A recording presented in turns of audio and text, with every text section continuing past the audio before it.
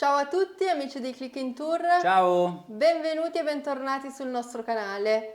Dopo avervi raccontato di come abbiamo organizzato il nostro viaggio in Islanda, E troverete il link in descrizione. oggi vi raccontiamo di cosa mettere in valigia. Importantissimo da sapere, in Islanda il tempo può cambiare in brevissimo tempo, quindi si può passare da momenti di sole a momenti di pioggia veramente nel giro di 5 minuti. E soprattutto anche di forti raffiche di vento e neve. Quindi importantissimo vestirsi a strati. Partiamo adesso dallo strato più interno, il primo strato, ossia l'intimo termico.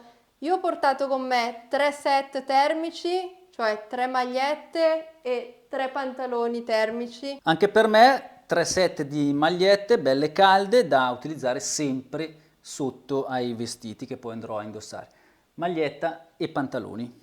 Passiamo adesso ai pantaloni. Io ho portato con me un paio di pantalone da trekking leggero, mentre 2 paia di pantaloni un po' più pesanti, rivestiti internamente già con un po' di pile, esternamente fatti in soft shell, cioè materiale impermeabile all'acqua e resistente un po' al vento.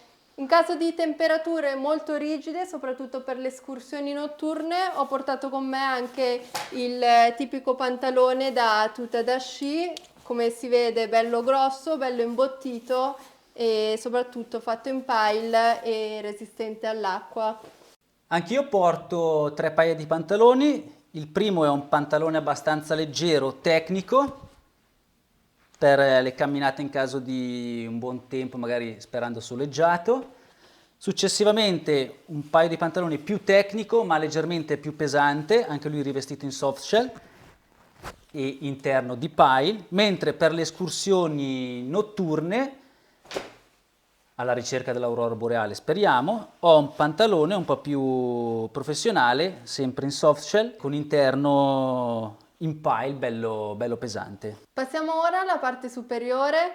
Sopra la maglietta termica, in caso di freddo, metteremo una classica maglietta a maniche lunghe in cotone, mentre siamo ottimisti, in caso di bel tempo e sole, abbiamo portato anche 2 paia di magliette a maniche corte, quelle leggere da trekking. Idem per me, porto 2 magliette a maniche corte e 2-3 magliette, poi deciderò nel dettaglio, a maniche lunghe da utilizzare sopra la termica, in modo tale che poi sopra andremo a scegliere cosa mettere, se un pile o una giacchetta leggera e così via. Passiamo ora ai pile. Io porterò con me 2 pile leggeri di questo genere con la cerniera davanti e 2 paia di pile più pesanti, come si vede sono ben più imbottiti e ben più pesanti, anch'esso con la cerniera davanti più comoda da mettere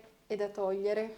Anch'io porterò 3 pile, uno ben imbottito, più spesso rispetto agli altri, un'apertura anteriore e successivamente 2 pile tecnici, uno un po' più leggero ed uno un po' più pesante, da mettere appunto sopra le magliette sottostanti.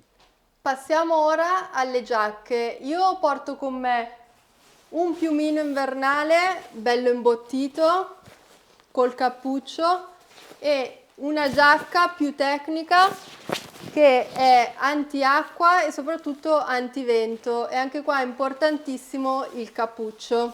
Anche per me il classico piumino, anche io col cappuccio, e come seconda giacca, una giacca molto più tecnica, resistente anche questa all'acqua e alle basse temperature. Una cosa comodissima di queste 2 giacche è che si possono Ripiegare all'interno di una sacca che già la giacca ne è fornita. così da occupare pochissimo spazio in valigia. Visto che stiamo parlando di pioggia, passiamo allo strato superiore alla giacca. E speriamo di non prenderne tanta. Noi ci organizziamo, ma speriamo di non prenderne tanta, perché sennò Importantissimo il key weight. uno per lei, uno per me. È il classico key weight waterproof di 5000 mm, quindi colonne d'acqua. Colori vivaci ovviamente, e anche questo ottimo, che si può ripiegare e mettere in valigia, soprattutto nello zaino, perché questo ce lo porteremo dietro in qualsiasi camminata o posto in cui andremo. E se l'acqua dovesse essere talmente un'acqua da mare praticamente, cioè praticamente come fare il bagno al dentro nel mare, abbiamo portato anche questi ponci, due, uno per me e uno per lei, e sono i classici ponci questi qua praticamente sono come dei sacchi che andiamo a mettere proprio sopra, e poi dovrebbe proprio darci una mano a non bagnarci. Bruttini da vedere, direi, cioè, non è che siano proprio, sembra quasi di essere un fantasmino grigio, perché io ci sto dentro 6 volte, cioè ci siamo dentro 6 volte praticamente in questo coso, però sicuramente ci dà una mano a Saranno proteggerci. sicuramente utili. Già che stiamo parlando di Keyweight e Antiacqua. passiamo ai pantaloni, anche questi antiacqua. Anche questi ripiegati nella comodissima sacca. Questi sono come il Keyweight ma per le gambe, quindi anche le gambe saranno protette dall'acqua. Esatto. Passiamo adesso ai piedi. Utilizzeremo come calze le calze termiche, infatti io porterò 6 paia di calze termiche fatte così da avere i piedi comunque al caldo e protetti. Le scarpe, io porterò 2 paia di scarpe, un paio di questo genere waterproof con la caviglia alta, così da avere la caviglia protetta durante le escursioni, durante le camminate. E sono leggermente resistenti all'acqua, non proprio antiacqua, però un minimo lo tengono. E un paio invece più pesanti da alpinismo, fatte in Gore-Tex, quindi con queste posso andare sicura in mezzo alle pozze d'acqua, in mezzo alla neve. Sono sicura che i miei piedi saranno al caldo e soprattutto saranno protetti. Li ho già testate in Norvegia e su questo posso dire che sono delle ottime scarpe da portarmi. Idem per me, le scarpe leggere da trekking, caviglia alta, e le scarpe da alpinismo, sempre caviglia alta, anche queste in Gore-Tex e resistenti quindi ad acqua e neve, anche queste già testate in Norvegia, quindi ottime e perfette. Terminate le scarpe, passiamo agli accessori per le mani. Io porterò 2 paia di guanti, un paio più leggero, touchscreen, quindi ottimo per utilizzare la macchina fotografica e tutto il resto, e un paio più pesante, più imbottito, che nel caso di freddo estremo e temperature più rigide posso mettere sopra a questo guanto più leggero. idem io, un guanto un po' più leggero, un guanto un po' più pesante. Passiamo alla testa, non può mancare Facciamo testa e collo, dai, tutti insieme.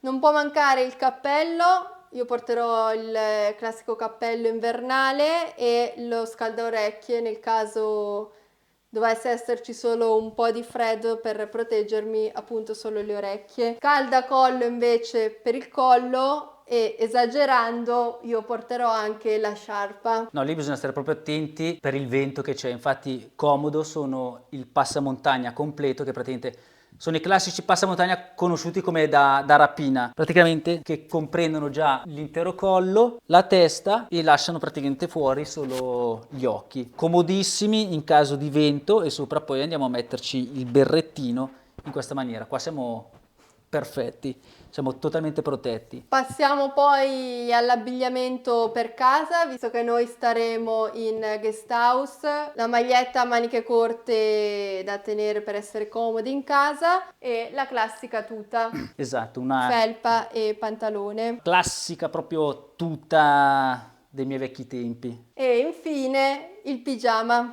Esatto, pigiama completo lungo, pesante, e speriamo poi di trovare delle coperte là, perché se fa freddo, fa freddo. E direi poi di concludere, no, Con il costume ah e giusto, il è telo. vero, perché Vi anche starete chiedendo come mai il costume e il telo, perché l'Islanda è piena di pozze geotermiche, termali, dove andremo a fare il bagno, quindi costume, costume, un accappatoio per tutti, quelli sintetici, quindi che si asciugano In breve in breve tempo. tempo. Idem per il telo. Esatto, un telo, un altro telo. Fatti in microfibra anche questi. Avevo preparato io prima una cosa che era una semplicissima sacca dove andare a mettere appunto a termine del nostro bagno di rilassamento naturale, magari vestiti bagnati e da tenere praticamente a parte, da magari non mettere nello zaino perché poi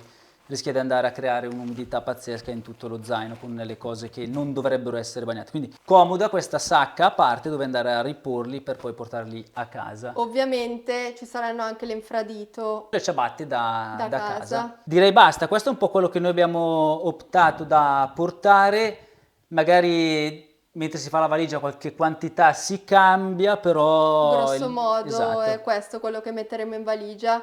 E l'unica cosa che ripetiamo, magari una cosa importante, è quella appunto di vestirsi a strati, come diceva lei all'inizio del video, è la cosa migliore perché non sapendo come può evolvere il tempo nella giornata e trovando magari a distanza di poco un tempo che cambia, è comodo magari avere sotto dei vestiti più leggeri e aumentare sempre la gradazione di protezione, in maniera tale che se fa caldo, se fa freddo, possiamo togliere o mettere degli indumenti in più. Soprattutto prepararsi appunto per il vento e per l'acqua. Esatto. Inutile portare l'ombrello perché l'ombrello se c'è il vento fa una brutta fine, E si rischierebbe di volar via poi. ma è importante portare keyweight e giacche antiacqua e antivento.